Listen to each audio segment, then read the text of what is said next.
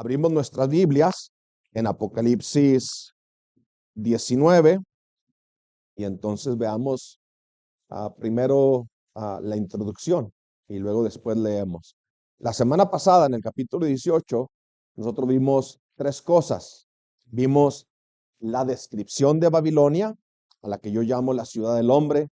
En este ciclo de 7 veremos la ciudad del hombre, la ciudad de Dios, Babilonia, y Jerusalén, la celestial. Y en el capítulo 18, Babilonia es presentada como una mujer. Apocalipsis 17, 3 al 5 dice, y me llevó en el espíritu a un desierto y vi a una mujer sentada sobre una bestia. Y más adelante dice, este es un misterio. Babilonia la grande, la madre de las rameras y de las abominaciones de la tierra. También escuchamos el juicio sobre Babilonia en el 18:8. Dice, por eso, porque ha engañado al mundo, porque ha engañado a los moradores de la tierra, por eso en un solo día vendrán sus plagas, muerte, duelo y hambre, y será quemada con fuego, porque el Señor que la juzga es poderoso.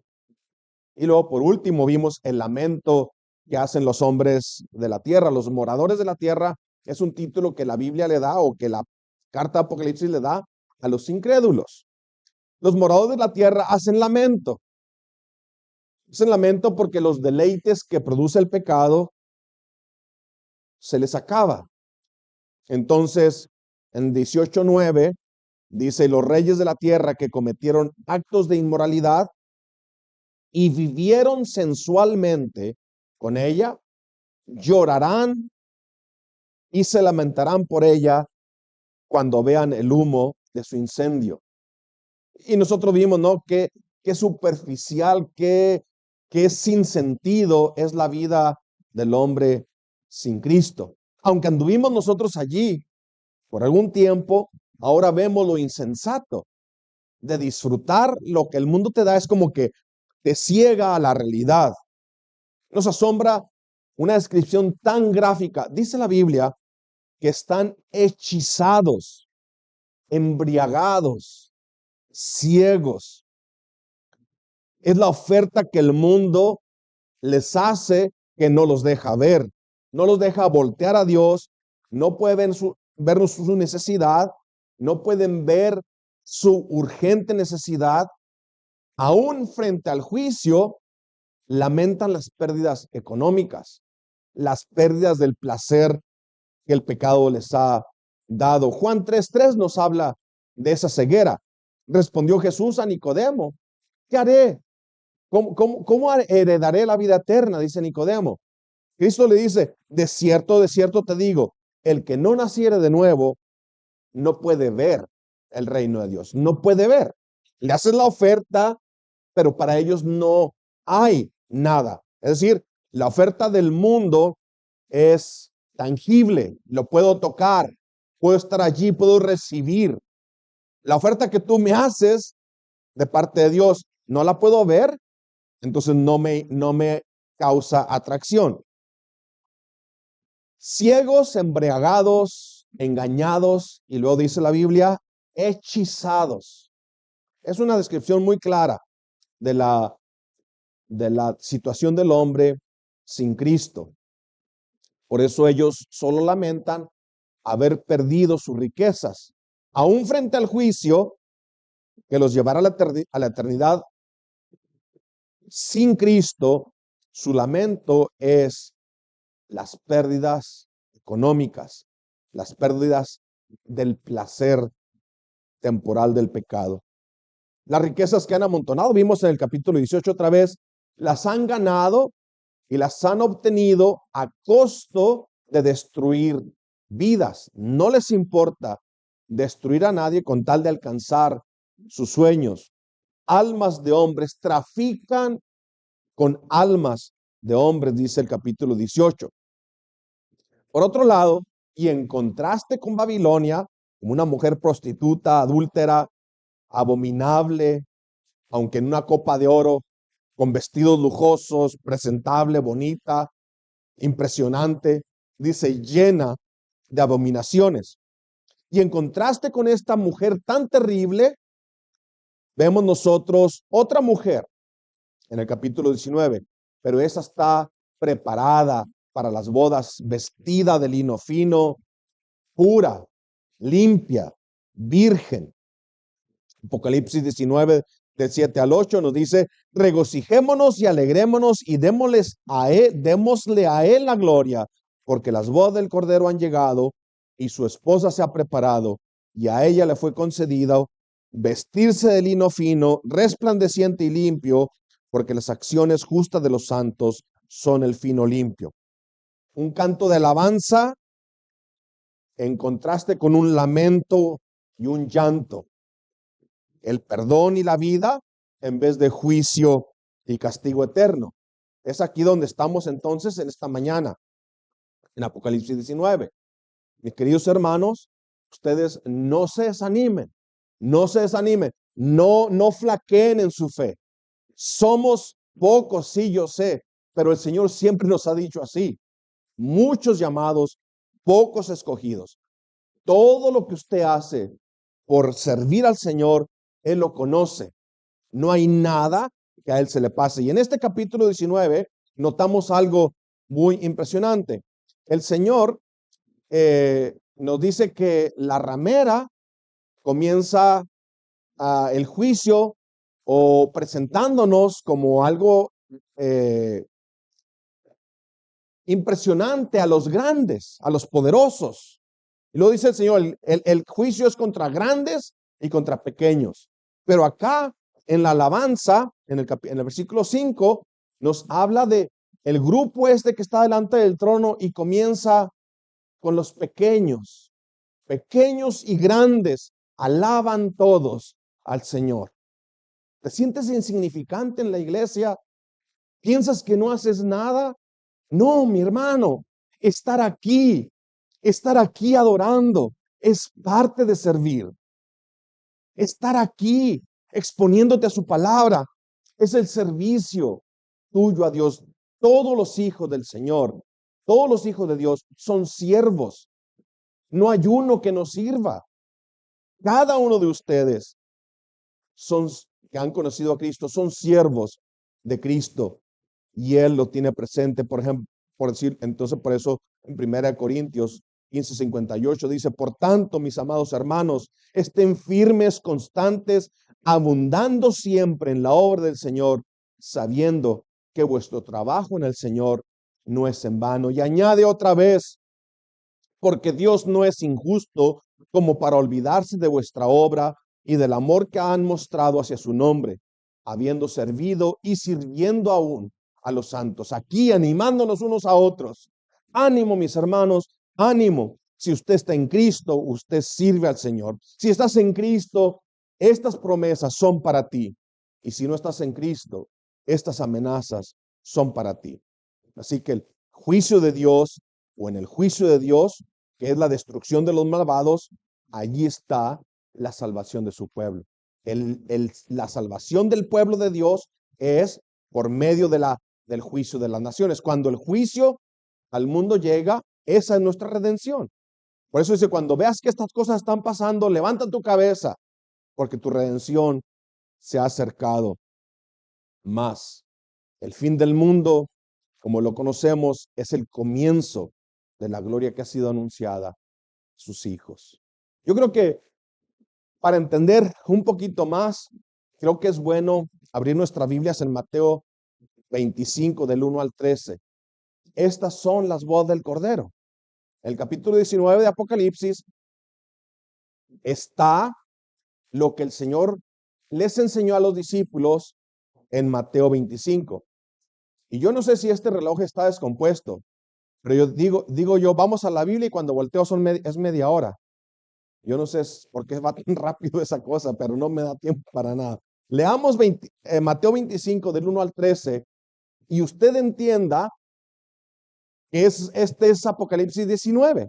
¿Se recuerdan ustedes cómo hemos hablado de la profecía de Apocalipsis? Cómo el Señor le está dando a Juan, ¿verdad?, todos los hilos de toda la Biblia y lo está juntando aquí en uno solo. Sí, esta es la culminación de la historia de la humanidad, pero específicamente la culminación de la historia de su iglesia. En Cristo está todos los misterios, toda la sabiduría y toda la riqueza. Mateo 25, del 1 al 13. Entonces el reino de los cielos, dice el Señor, será semejante a 10 vírgenes que tomando sus lámparas salieron a recibir al esposo.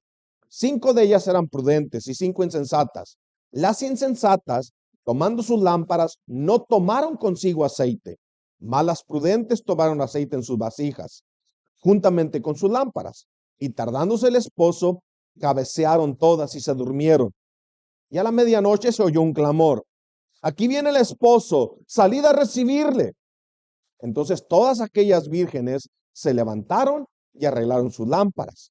Y las insensatas dijeron a las prudentes: danos de tu aceite, porque nuestras lámparas se apagan.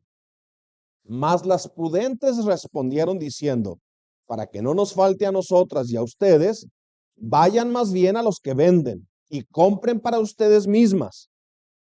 Pero mientras ellas iban a comprar, vino el esposo, y las que estaban preparadas entraron con él a las bodas, y se cerró la puerta. Después vinieron también las otras vírgenes, diciendo: Señor, Señor, ábrenos. Mas él respondió y dijo: de cierto os digo que no las conozco. Velen pues, porque no saben el día ni la hora en que el Hijo del Hombre ha de venir.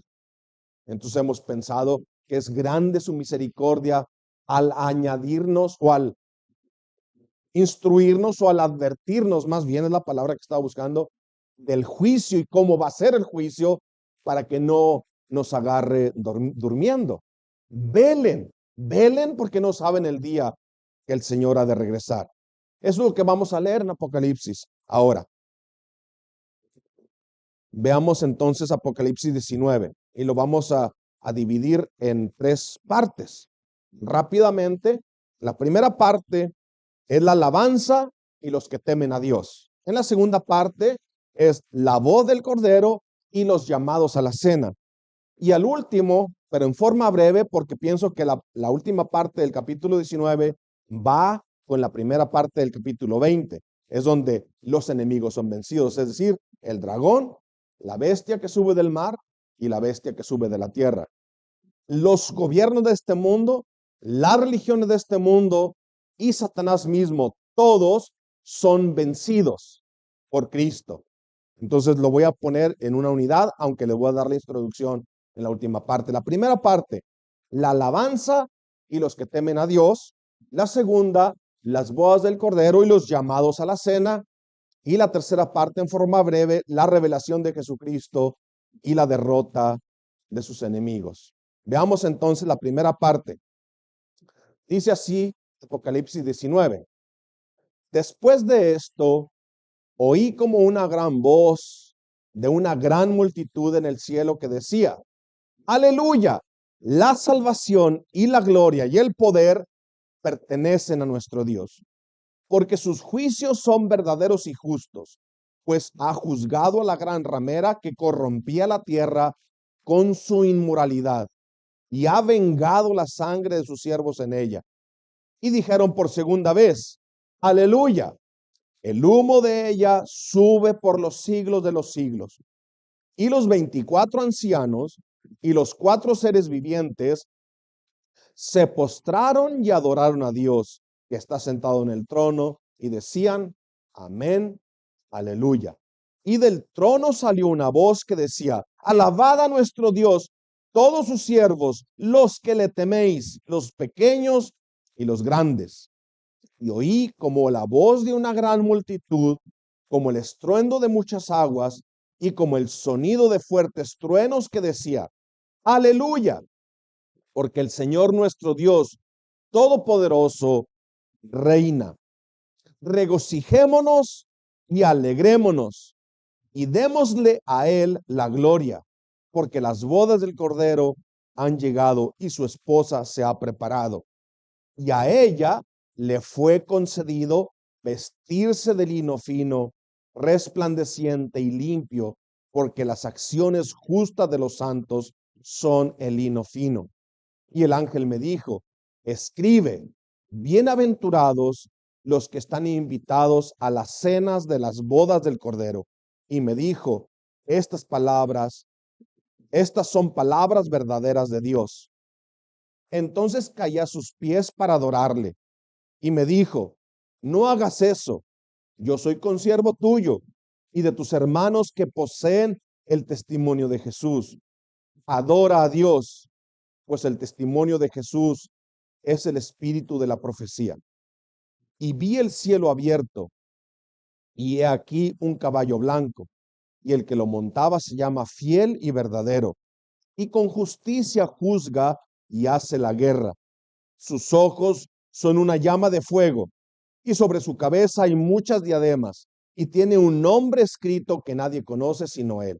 Y está vestido de un manto empapado en sangre, y su nombre es el Verbo de Dios. Y los ejércitos que están en los cielos, vestidos de lino fino, blanco y limpio, le seguían sobre caballos blancos. De su boca sale una espada afilada para herir con ella a las naciones, y las regirá con vara de hierro. Y él pisa el lagar del vino del furor de la ira de Dios Todopoderoso.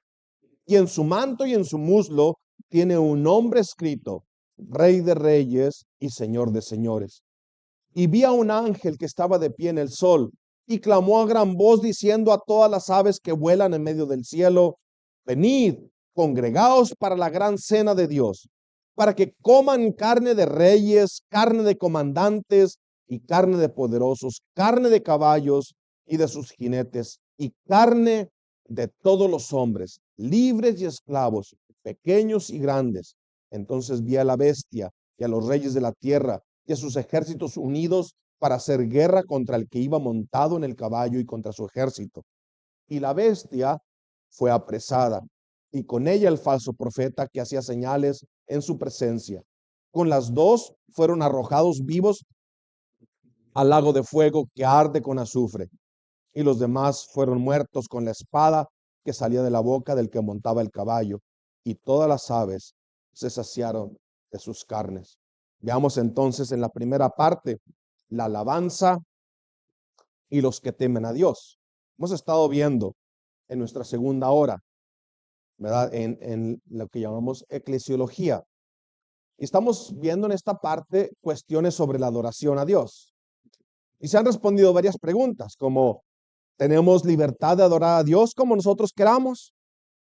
O en la pregunta que responderemos ahorita en la tarde, enseguida, ¿puede la iglesia establecer nuevos elementos para la adoración, aparte de los que nuestro Señor ha dejado establecidos? Y la respuesta es evidente, claro que no. Ni tenemos libertad de adorar a Dios como se nos antoje, ni la iglesia tiene la autoridad para añadir nuevos elementos aparte de los que el Señor ha establecido. Siendo Cristo la cabeza de la iglesia, siendo Cristo el único legislador, Él es el que por medio de las Escrituras nos indica cómo debemos de adorar. Y aquí podemos entonces afirmar otra vez que la adoración a Dios, o que la adoración que Dios demanda de su pueblo, es por medio de la fe. ¿Se recuerdan ustedes el tabernáculo y todos los servicios que se hacen allí? Y el Señor dijo, en vano lo hacen, en vano se acercan, en vano hacen todo el movimiento y todo esto. ¿Por qué? Porque lo hacen mecánicamente, no hay fe. De hecho, el sacrificio de Abel fue mejor que el de Caín, no porque fuera un cordero el que ofreció Abel, porque fuera el fruto de la tierra el que ofreció Caín. Hebreos dice claro que el sacrificio de Abel fue aceptado por la fe de Abel. Entonces, la Biblia deja claro que sin fe es imposible agradar a Dios. ¿Cómo adoras a Dios si no lo conoces? ¿Qué es lo que adoras? ¿En qué descansa tu fe? Recuerden que estamos viviendo días donde la fe se describe como una locura. Es decir, entre más loco sea lo que haces, se supone que tu fe es más grande. Eso es completamente contrario a lo que la Biblia nos muestra o nos describe como la fe. Es decir, la fe descansa en el conocimiento de lo que es el Señor revelado en las Escrituras. Mi fe descansa en lo que la Escritura me dice de Jesucristo. Y entonces vemos aquí, estos que adoran la alabanza, se describe a estos como los que temen al Señor. El versículo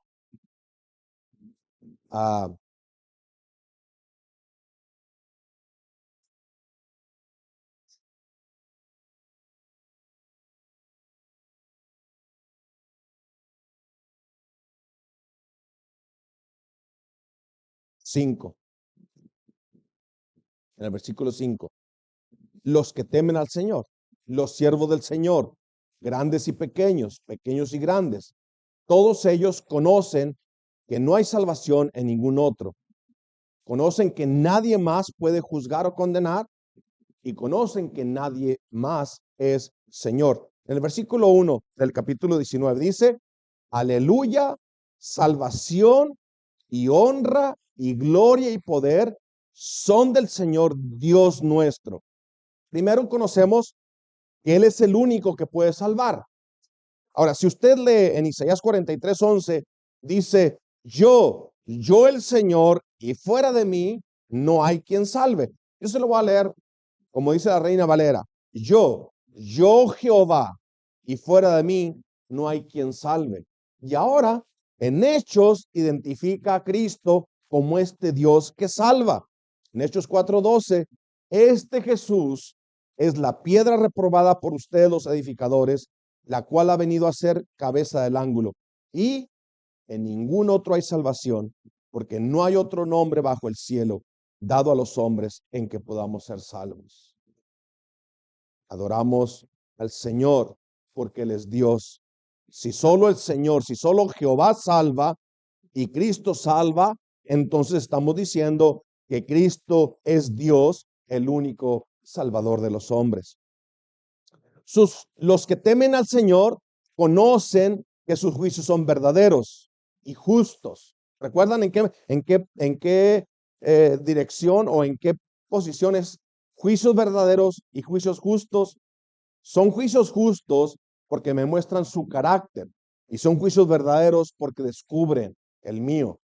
Son verdaderos. El juicio es hecho de acuerdo a la verdad. Los que temen al Señor conocen que Él es el único juez. No le temen a los hombres, le temen a Dios.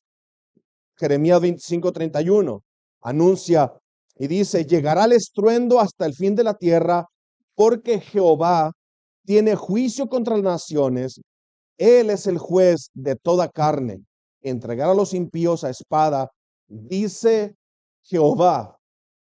Yo siempre cambio el nombre Jehová por Señor para aplicarlo a Jesucristo. Pero como en la Reina Valera dice Jehová, lo quiero leer así para que entiendan que se lo aplica a Cristo. ¿Quién es el juez de toda la carne? ¿Quién es el juez de toda la tierra? Jehová. Pero nosotros en Hechos 17:31 dice que Él, Dios, ha establecido un día en el cual juzgará al mundo en justicia por medio de un hombre a quien ha designado, habiendo presentado pruebas a todos los hombres al resucitarle de entre los muertos. Adoramos a Cristo porque Él es Salvador. Adoramos a Cristo porque Él es el juez de toda la tierra. Adoramos a Cristo porque Él es Dios eterno. Los que temen al Señor, entonces saben que Cristo es Dios Salvador, saben que Cristo es Dios juez y también saben y reconocen que Él es el único Señor. Dice el versículo 1, aleluya, la salvación y la gloria y el poder pertenecen a nuestro Dios. Los que temen al Señor no reconocen a ningún otro Señor y la Biblia misma no reconoce a ningún otro Señor. Éxodo 3:14. Eso siempre me ha gustado mucho conectar estos dos. Me emociona conectarlos. Fíjate bien, Éxodo 3:14 es cuando Moisés le pregunta al Señor, yo voy a ir allá a los hijos de Israel y les voy a decir que Dios me envió, pero ¿cuál es su nombre? ¿Qué les voy a decir? ¿Quién me envió? Y respondió Dios a Moisés y le dijo, así les vas a decir, yo soy el que soy. Así dirás a los hijos de Israel, yo soy, me envió a vosotros. Y en la noche que apresaron a Cristo allá en el huerto de Getsemaní, llega Judas con todos los del pueblo a apresar a Jesús. Y él les dice, ¿a quién buscan? ¿Quién busca? Les pregunta Jesús. Y ellos respondieron, buscamos a Jesús Nazareno. Y Jesús les dijo, yo soy. Y ahí estaba Judas con ellos, el que le entregaba. Y cuando dijo, yo soy, retrocedieron y cayeron a tierra. Yo quiero imaginarme eso. ¿Con qué poder? ¿Cuál fue el tono de su voz que los hizo a los soldados echar para atrás y caerse? Se les doblaron las rodillas. ¿Cómo fue? ¿Cómo fue la pronunciación? ¿Qué entró en sus cabezas? Increíble. Pero allí mismo tú ves la ceguedad del hombre, la dureza del corazón, enfrente del juicio, no se arrepienten y no creen. Mis hermanos, si tú has creído, eres bienaventurado. Eres contado entre ese remanente pequeño que ha sido rescatado por el poder del Espíritu Santo. Esta es la revelación de Jesucristo, Señor nuestro y Dios verdadero, Salvador de su pueblo y juez de toda la tierra. Al juzgar a la gran ramera, entonces Dios perfecciona la salvación de su pueblo. La gloria de sus atributos es revelada. Su poder y justicia son manifestados. La ramera ha corrompido a la tierra, ha alejado a los moradores de Dios, ha perseguido a la iglesia y ahora recibe de Dios la ira justa. Y lo vemos a los ángeles regocijándose que el juicio de Dios ha llegado. Todos cantan, aleluya, aleluya, el humo de ella sube por los siglos. En los 24 ancianos y los 4 seres vivientes se postran y adoran a Dios que está sentado en el trono y decían, amén, aleluya. Cuando los ángeles declaran el carácter de Dios, la iglesia solamente dice amén, amén. Este es el Señor, amén, amén, aleluya. Los 24 ancianos, es decir, la iglesia del Antiguo Testamento, junto con la iglesia del Nuevo Testamento, como una sola congregación, no dos, una sola, juntos alabando al Señor en compañía de todos los seres espirituales. El nombre de Dios es santificado. El humo del juicio de Babilonia sube para siempre. Nunca más se levantará para estorbar y perseguir a la iglesia. Jamás. Apocalipsis 19:6, los 24 ancianos y los 4 seres vivientes, es decir, la iglesia completa, adoran juntos. El día de la boda ha llegado. El día de la boda ha llegado. Es la alabanza de los que temen al Señor, que conocen al Señor. La fe está basada en el conocimiento de Cristo, de la revelación de Jesucristo. No puedes decir que tienes fe y no conocer lo que la Biblia dice de Cristo. Tú me dices que tienes fe. Yo te tengo que preguntar, ¿en qué? En Dios. Describe a Dios. Si no podemos nosotros en nuestras oraciones durar siquiera 10 minutos enumerando sus atributos y pensando y meditando en su obra, tenemos problemas graves. Tenemos que conocer. Alguna vez un pastor contó, no voy a contar mentiras porque no me acuerdo quién, pero en la grabación de una generación en el Instituto Bíblico, el predicador se paró y por 45 minutos se dedicó solamente a declarar lo que la Biblia dice de Jesucristo, lo que la Biblia dice de Dios, lo que la Biblia dice del Espíritu Santo. Solamente eso. Y se pasaron los 45 minutos y no terminó. ¿Quién es Dios? Bueno, Dios es amor. ¿Qué es Dios? Dios es justicia. ¿Qué es Dios? Es puro, santo, verdadero, justo. Y así una y otra y otra y otra. Allí es donde descansa nuestra fe, en lo que Él es, en lo que Él ha prometido. Esto es el pueblo que teme al Señor, que alaba al Señor por lo que Él es. La boda del Cordero, veamos los llamados a la cena. Y para entender este pasaje rápidamente, tenemos que entender un poquito de la cultura, de las costumbres de los judíos, cómo es que era el matrimonio de ellos. Es un poquito diferente que el de nosotros. Quizás el mío en México sea un poquito más parecido que el matrimonio como se conoce en las generaciones de ahora. El compromiso, es decir, cuando uno le propone matrimonio a la esposa, esto se hace delante de testigos. Ese compromiso, que para el mundo de ahora es como el noviazgo, en aquel tiempo el compromiso ya era el matrimonio, ya estabas casado, pero no te juntabas con tu esposa todavía, sino te ibas a preparar lugar. Entonces, hacías el compromiso delante de toda la gente, delante de testigos, y entonces las obligaciones del matrimonio son hechas delante de testigos, y ahorita ya en ese momento quedan legalmente casados. ¿Recuerdan ustedes a José desposado con María? No estaba viviendo con ella, pero ya estaban legalmente casados.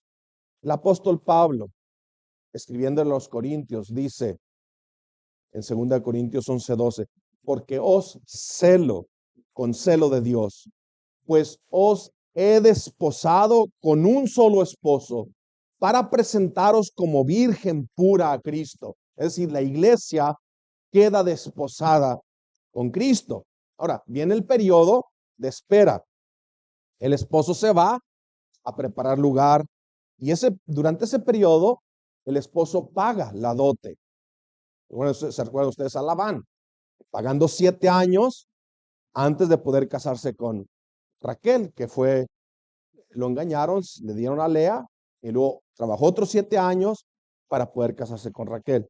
Mis hermanos, después de pagar esa dote, después de ese periodo de espera, el esposo regresa con una ceremonia grande, rodeado de sus amigos, con cantos y fiestas, y luego recibe a su esposa para llevarla a su hogar. Y allá todavía sigue las fiestas. La historia dice que por 7 días, y yo lo aplicaba perfectamente a los 7 años de las bodas del Cordero, cuando la gran tribulación está acá. No tiene nada que ver una cosa con la otra, pero concuerda. El Señor se va, regresa por su esposa, ¿me entiendes cómo? Paga la dote y luego regresa por su esposa y luego la lleva de regreso a la casa y celebran con fiestas grandes. Las bodas se celebran con gran pompa. La boda se ha consumado. Entonces, en Mateo 9:15, Mateo 9:15, Jesús le dijo, ¿acaso pueden los que están de bodas tener luto, entre tanto que el esposo está con ellos? Pero vendrán días cuando el esposo les será quitado y entonces ayunarán. Es decir, estamos en ese periodo de espera. El Señor regresa. Pero mis hermanos, el compromiso se ha hecho, el juramento se ha hecho delante de testigos. Él nos ha dado juramento, la dote ha sido pagada. Lo que estamos esperando es que regrese solamente por nosotros. Efesios 1:14 nos habla de esa espera, pero con una seguridad ya, una promesa ya hecha. Habiendo creído en Él, ustedes fueron sellados con el Espíritu Santo de la promesa, que es las arras de nuestra herencia hasta la redención de la posesión adquirida para la alabanza de su gloria. Ahí está todas las partes del matrimonio judío: la compra o el compromiso, la dote y el regreso del Señor para adquirir la posesión para la alabanza de su gloria. Bienaventurados, dice la segunda parte, los que son llamados a las cenas de las bodas del Cordero. Tenemos aquí la cuarta bienaventuranza. Son 7 bienaventuranzas en el libro de Apocalipsis, como todas las otras ciclos de 7 y 7, y el 7 significa lleno, completo, pleno. Es decir, que en Cristo somos completamente bienaventurados, bendecidos. Si tienes a Cristo, Dice, están completos, no les falta absolutamente nada. Colosenses 2:10. La primera bienaventuranza fue en Apocalipsis 1:3. Bienaventurado el que lee, los que oyen las palabras de esta profecía y guardan las cosas en ella escritas, porque el tiempo está cerca. Segunda bienaventuranza, Apocalipsis 14:13. Bienaventurados los muertos que de aquí en adelante mueren en el Señor. Sí, dice el Espíritu, para que descansen de sus trabajos, porque sus obras van con ellos. Y la tercera bienaventuranza leímos en Apocalipsis 16:15. He aquí, vengo como ladrón. Bienaventurado el que vela y guarda sus ropas, no sea que ande desnudo y vean su vergüenza. Y la bienaventuranza de ahora, 19:9. Bienaventurados los que son llamados a la cena de las bodas del Cordero. Y me dijo, estas son palabras verdaderas de Dios. Los que son llamados. Yo no puedo explicarlo mejor que el Señor en Mateo 22:1-14, cuando son llamados a las bodas. Traigan y llenen y hay lugar y salgan a las calles y vuelvan a llamar y vuelvan a traer más. Pero allí entró uno que no estaba vestido con la ropa adecuada. Y entró el rey para ver a los convidados y vio allí un hombre que no estaba vestido de boda y le dijo, amigo, ¿cómo entraste aquí sin estar vestido de boda? Mas él enmudeció. Entonces el rey dijo a los que servían, atadle de pies y manos y échenle las tinieblas de afuera. Allí será el lloro y el crujir de dientes, porque muchos son llamados y poco los escogidos. ¿Estás vestido de la justicia de Cristo? ¿Es tu esperanza el sacrificio de Cristo en la cruz? ¿Es tu única esperanza? ¿Has puesto tu fe en Cristo? Entonces yo podría preguntar, o quizás tú tengas esta pregunta, ¿cómo sé que yo soy llamado a la cena de las bodas del Cordero? Bueno, medita en estas bienaventuranzas. Medita solamente en estas 4 bienaventuranzas que hemos leído. Bienaventurado el que lee, los que oyen la palabra de esta profecía y guardan las cosas en ellas escritas, porque el tiempo está cerca. Bienaventurado el que lee, oye y guarda. ¿Has leído? ¿Has escuchado? Pero las has guardado en tu corazón. La segunda bienaventuranza, bienaventurados los muertos de aquí en adelante que mueren en el Señor. Sí, dice el Espíritu, porque descansan de sus trabajos, porque sus obras van con ellos.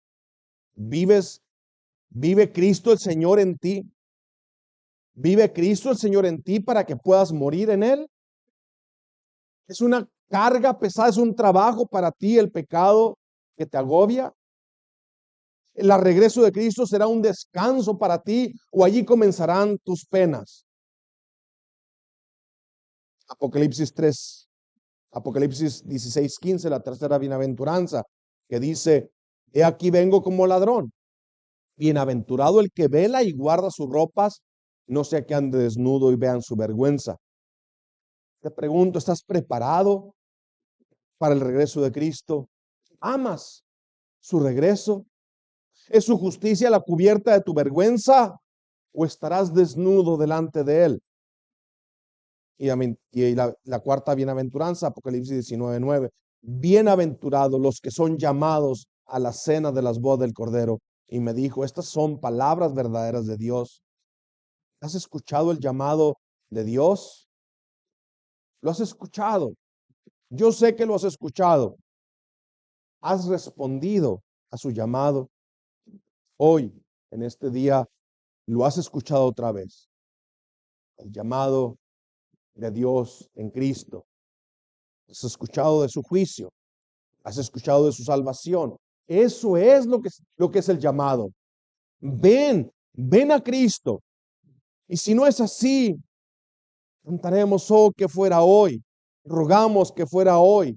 Que sea hoy el día que tú escucharas ese llamado y disfrutaras con nosotros la invitación a celebrar las bodas del Cordero. Y luego vemos en la reacción del apóstol Juan al anuncio de esta gran revelación, de la maravilla de la revelación de Cristo Dice el versículo 10, entonces caí a sus pies para adorarle y me dijo, no hagas eso.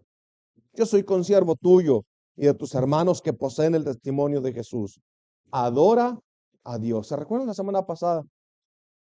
Apártate, alégrate, adora. Pero vemos nosotros acá cómo es que la iglesia erró tan feo y un versículo tan claro. Es decir, el corazón del hombre pecador siempre tiende a adorar a la criatura antes que al Creador. Y a Juan no es la primera vez que se le llama la atención por querer adorar a un ángel. La visión quizás era tan grande o tan maravillosa que le provoca adorar al ángel, pero el ángel lo para inmediatamente. Mis hermanos, ve a tu alrededor y ve la idolatría tangente visible del pueblo que nos rodea. Ellos adoran cualquier cosa, adoran todo lo que no es Dios. Pero ustedes caminan por fe, no por vista. Dice Pedro, 1 Pedro 1:8, a Cristo, a quien ustedes aman sin haberle visto, en quien ustedes creen, aunque ahora no lo ven. En él ustedes se alegran con gozo inefable y glorioso. Su palabra nos ha sido traída a nuestros corazones por el Espíritu Santo. Su palabra nos ha revelado a Cristo y esto es suficiente. Así que nosotros juntos todos adoramos al Señor, a Cristo Jesús, el Señor. Esta es la revelación de Jesucristo. Y por último, veamos eso sí, la revelación de Jesucristo y la derrota de sus enemigos. Muy brevemente, entonces, veamos la derrota de la bestia y el falso profeta. Leamos del versículo 17 en adelante. Y vea usted otra cena contrastada con la cena gloriosa y la alabanza y todo lo que implica estar delante del trono de Dios. Y ahora vemos acá una descripción tan terrible, tan sangrienta. Tú dices, ¿cómo es posible entonces no entender? El Señor nos la describe. Acuérdense bien que son imágenes. Nos está trayendo a la mente, nos está tratando de explicar con imágenes lo terrible que es caer en manos de un Dios vivo, en contraste con la bendición gloriosa de la salvación que se encuentra en Cristo Jesús. Y dice así el versículo 17, y vi a un ángel que estaba de pie en el sol. No puedes pensar que un ángel está de pie allá arriba del sol, no. Está hablando de lo grandioso del mensaje. Y clamó a gran voz diciendo a todas las aves que vuelan en medio del cielo, venid, congregaos para la gran cena de Dios, para que coman carne de reyes, carne de comandantes, carne de poderosos, carne de caballos y de sus jinetes, carne de todos los hombres, libres y esclavos, pequeños y grandes. Entonces vi la bestia y a los reyes de la tierra y su ejército reunidos para hacer guerra contra el que iba montado en el caballo y contra su ejército. Mis hermanos, no hay guerra de Armagedón como la describen las películas dejados atrás, dice John MacArthur, aunque es dispensacionalista, pero él reconoce que en esas películas, dice él, en las películas tituladas Dejados atrás, lo único que dejaron atrás fue Jesucristo. Todo el daño que han causado en el mundo, la soberbia de sus gobernantes, la maldición de las religiones falsas, son grabados en un solo versículo. Se describe la victoria del Señor grande, con lujo de detalles, amplio. Se describe la adoración del pueblo de Dios glorioso, el momento donde la historia culmina. Pero la derrota de los enemigos del Señor es con un solo versículo, el 20. La bestia fue apresada y con ella el falso profeta que hacía señales en su presencia con las cuales engañaba, hechizaba a los que habían recibido la marca de la bestia y a los que adoraban su imagen, es decir, los que no conocen a Cristo, los que aman el mundo, los que son cegados por las ofertas del mundo. Estos fueron arrojados vivos al lago de fuego que arde con azufre. El Señor entonces derrota a sus enemigos, las religiones son expuestas como falsas, los gobernantes son expuestos como insensatos y Satanás que está detrás de ellos también es derrotado. Mis hermanos, no en el futuro. No estamos leyendo cronológicamente. Esto es lo mismo que la séptima sello, es lo mismo que la séptima trompeta, es lo mismo que la séptima copa. Es el juicio total de Dios sobre el mundo, sobre los gobiernos del mundo y sobre los profetas falsos del mundo.